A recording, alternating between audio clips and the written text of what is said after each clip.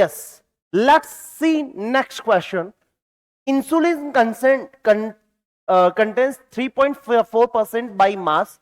तो अब ये किस पर बेस्ड है? Concept it is based on percentage composition, percentage composition पर बेस्ड है, परसेंटेज कंपोजिशन वाले फॉर्मूला पर बेस्ड है। और ये महाशय क्या बोल रहे हैं कि 3.4% सल्फर बाई मास है, what will be the minimum molecular mass. तो आप ध्यान से देखिएगा, परसेंटेज ऑफ सल्फर अगर निकालना है तो क्या लिखूंगा?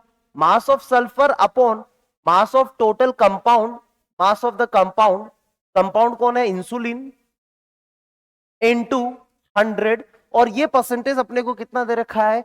3.4%। 3.4%। तो मास ऑफ सल्फर कितना? 32। मास ऑफ इंसुलिन चाहिए, इनटू 100। तो मास ऑफ इंसुलिन कितना आ गया? मास ऑफ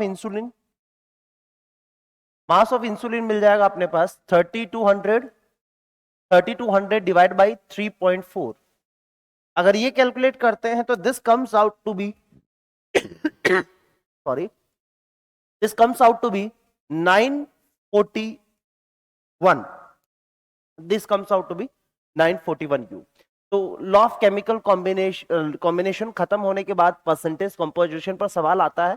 और परसेंटेज कंपोजिशन में अगर मिनिमम मॉलिक्यूलर फॉर्मूला पूछा गया है तो यहां पर सल्फर बाय डिफॉल्ट आपको एक ही मानकर चलना है, एक सल्फर मान के चले तो mass of sulphur upon total.